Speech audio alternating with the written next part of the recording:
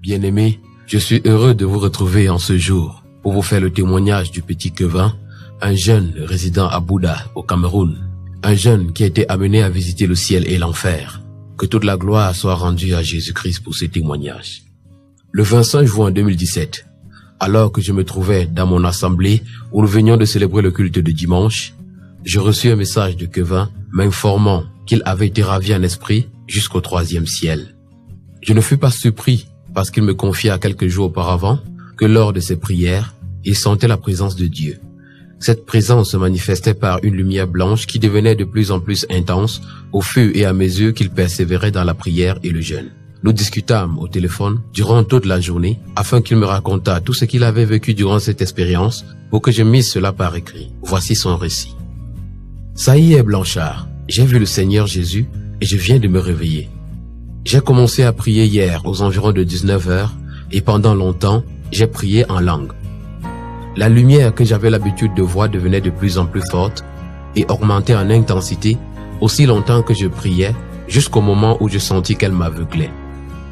Lorsque j'ouvris les yeux, je ne pouvais effectivement plus voir, j'étais aveugle. Je commençai alors à pleurer et je dis à Dieu, « Pourquoi me fais-tu tant souffrir? Pourquoi ne me vois-tu pas digne de te rencontrer, moi qui ai enduré tant d'épreuves à cause de toi ?» Je sentis soudain une grande chaleur et une grande joie envahir tout mon être. Je me mis à m'agiter dans tous les sens et je ne pus faire quoi que ce soit pour y mettre un terme. Ces mouvements étaient incontrôlables. J'entendis une voix qui me dit « Mon fils, lève-toi. Tu as été fort dans cette épreuve et en aucun moment tu n'as flanché. C'est pourquoi tu mérites des réponses à toutes tes questions et de voir ce que ton cœur désire. Lève-toi. » Je dis ensuite « Seigneur, rends-moi d'abord la vue. » Et j'ai senti quelque chose me toucher les yeux avec une douceur inégalable. C'était différent du toucher humain.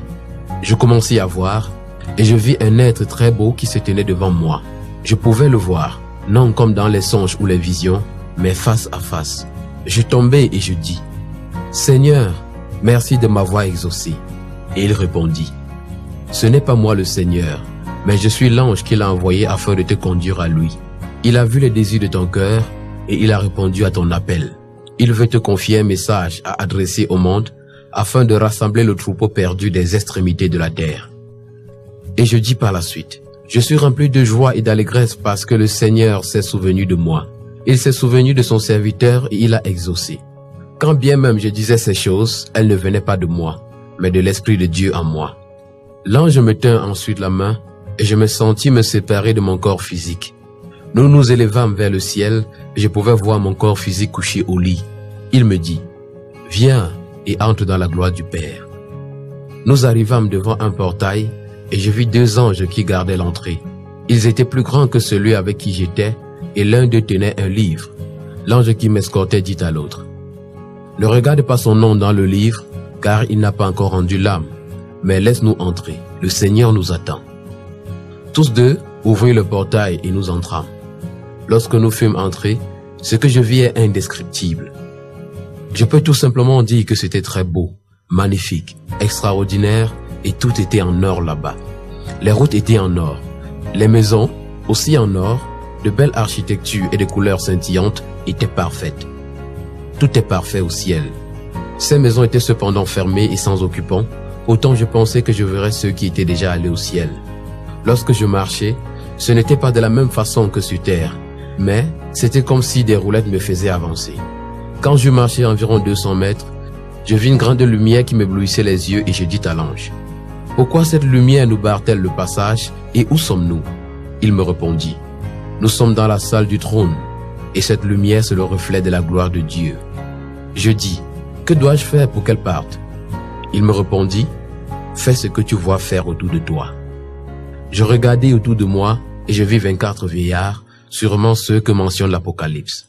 Je vis aussi, couchés, des personnes qui portaient de grandes robes d'un blanc étincelant et une ceinture d'or autour de la taille. Ils avaient enlevé leurs couronnes et les avaient déposées devant le trône. Leurs mains étaient tendues vers le trône et ils adoraient celui qui y était assis. Alors, je me couchai et je me mis à adorer comme eux.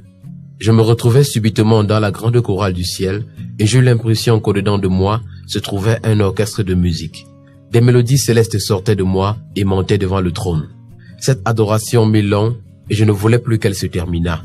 C'était une adoration vivante que je n'avais expérimentée auparavant. Lorsque l'adoration se termina, j'ouvris les yeux et je n'étais plus au même endroit. Je me trouvais à présent dans la même position, mais cependant, à la droite du grand trône blanc, et malgré tous mes efforts, je ne pus voir celui qui était assis sur le trône, car il brillait tel le soleil en plein midi en zone équatoriale. À côté, se trouvait une autre lumière, et l'ange me demanda d'aller vers elle.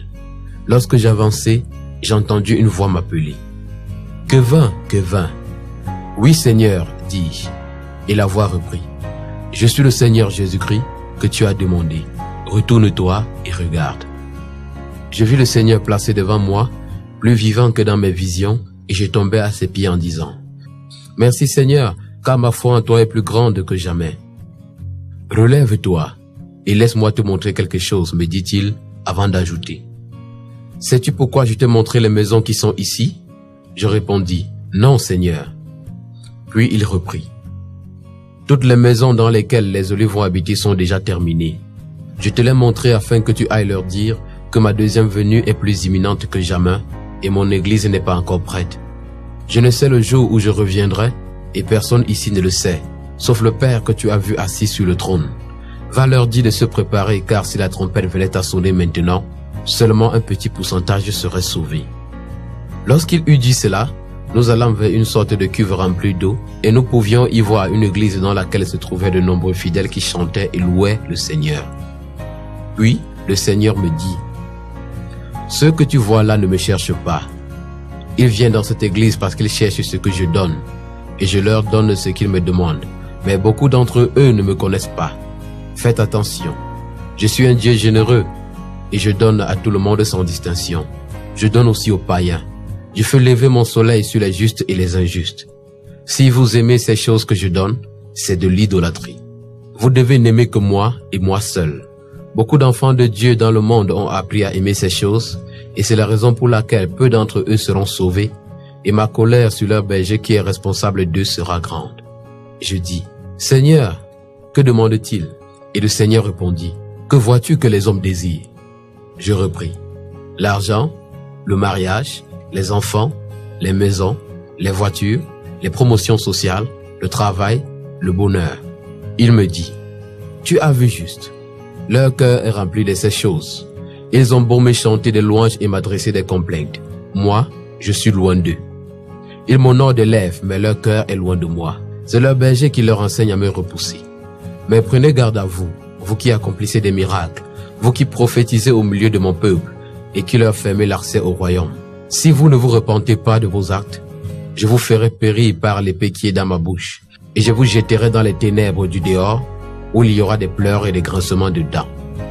Je fus très confus, et je me dis à moi-même, comment le Seigneur peut-il parler au-dedans d'une église sans être avec l'église?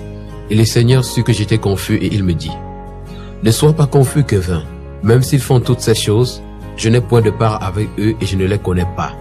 Regarde ce que Paul dit lorsqu'il exerçait son ministère.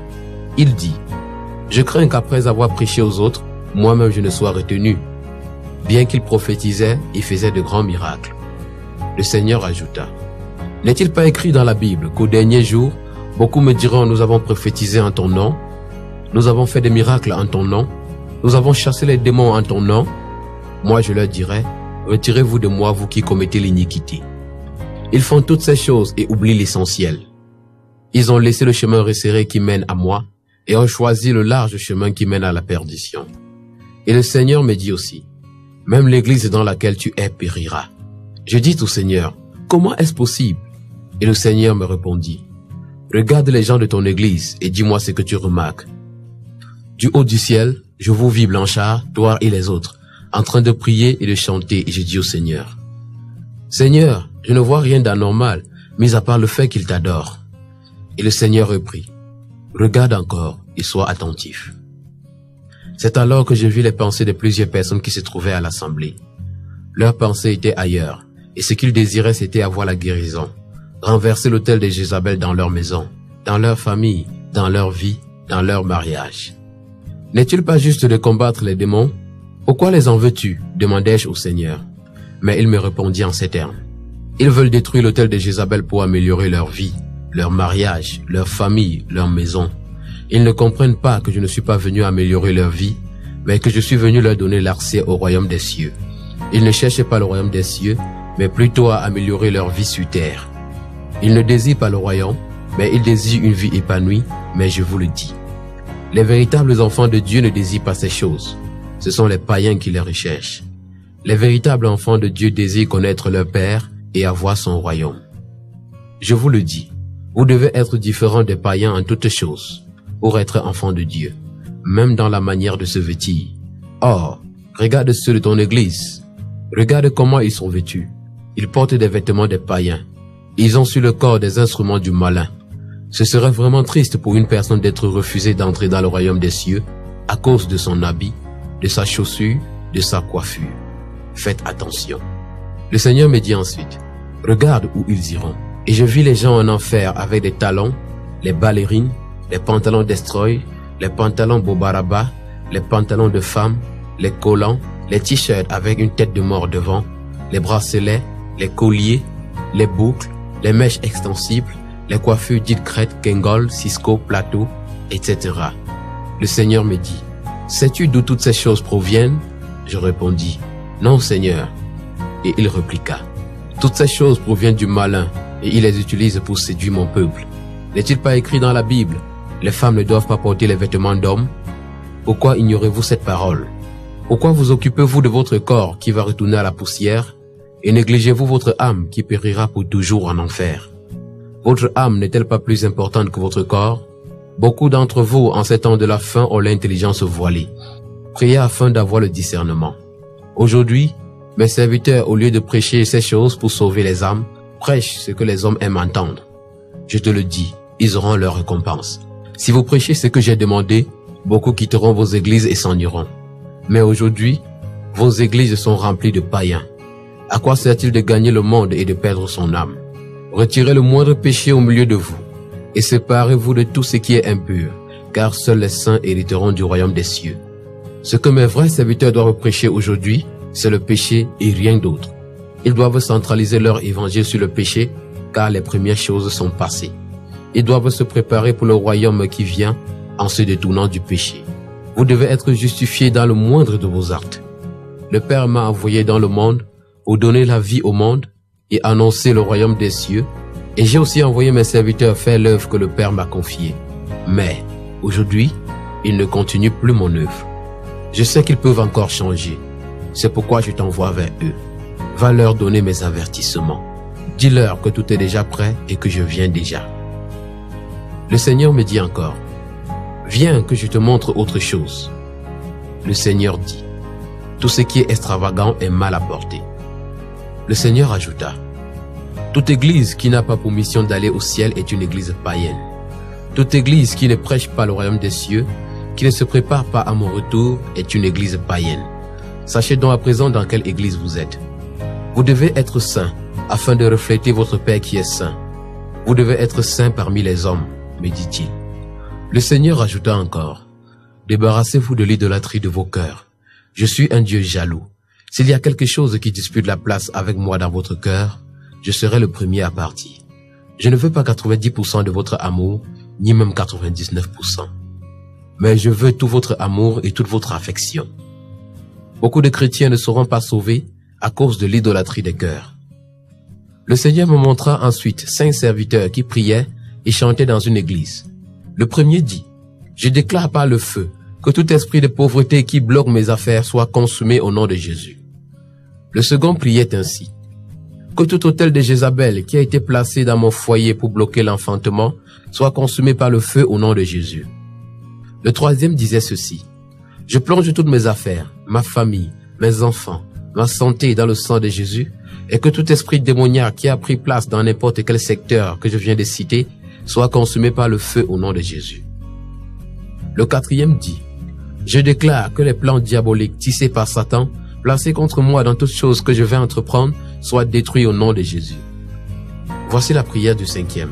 « Seigneur, donne-moi la richesse et détruis tout esprit de pauvreté dans mon travail, parce que l'or et l'argent t'appartiennent, et parce que, Seigneur, lorsque je donne mon offrande, Je donne toujours plus que je n'en ai, et je paye toujours mes dîmes. Le Seigneur me demanda, « Quevin, lequel de ces serviteurs penses-tu avoir fait une bonne prière ?»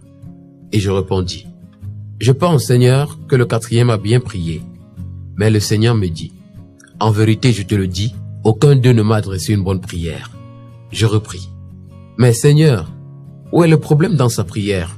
Il veut juste que ses entreprises marchent. » Et le Seigneur d'ajouter, « Si tout ce qu'il entreprend n'est pas pour me servir, c'est de l'idolâtrie. » Le cinquième me demande de l'argent. Mais si cet argent n'est pas pour être mis à mon service, mais plutôt pour remplir son ventre, c'est de l'idolâtrie. Le premier veut que je détruise tout esprit de pauvreté dans ses affaires, mais si ces affaires qu'il mène ne sont pas pour mon service, c'est de l'idolâtrie. Le second voudrait avoir des enfants, mais si ces enfants naissent non pas pour mon service, mais plutôt pour servir le monde, ils sont des idoles aux yeux de leurs parents. Le troisième me demande de protéger ses affaires, sa famille, ses enfants, sa santé. Il me le demande parce que tout ceci a une grande place dans son cœur et il y porte un intérêt. C'est de l'idolâtrie. Si tous s'asseyaient et me demandaient toutes ces choses, non pas pour eux, mais pour moi, ils ne me demanderaient pas autant de choses. C'est pourquoi vous ne devez pas travailler pour vous. Ne recherchez pas ces choses qui périssent, mais recherchez ce qui perdure pour toujours. Les miracles que vous demandez passeront. Les prophéties que vous cherchez finiront. Les démons que vous chassez finiront. Les enfants que vous demandez périront. Le mariage que vous demandez passera. Vos corps que vous entretenez périront. Mais la foi, la charité, l'amour, la parole de Dieu, la persévérance ne périront jamais. Si vous vous attardez encore sur ces choses qui périssent, vous êtes encore charnel, car l'homme spirituel ne s'attarde que sur ce qui est spirituel, et ce qui est spirituel est éternel. Le Seigneur me dit par la suite, « Va rassembler le troupeau perdu des extrémités de la terre. Va et retrouve les tiens. Recommence à te nourrir, et je te révélerai d'autres choses lorsque le moment viendra. » L'ange qui m'escortait tint ma main, et je me retrouvai dans ma chambre, couché. L'expérience que je vécus dura 15 heures de temps, de 20h le 24 juin à 11h40 le 25 juin. Je fis donc au total 14 jours de jeûne sans manger, afin de voir notre Seigneur Jésus. J'attends le prochain enlèvement avec impatience. Ce message de Jésus, reçu dans la nuit du 24 au 25 juin 2017 par Quevin, jeune garçon de 17 ans, faisant ses premiers pas dans la foi, montre clairement que ce qu'il a caché au grand, il l'a révélé au plus petit. Que toute la gloire soit rendue à Jésus-Christ pour ce témoignage.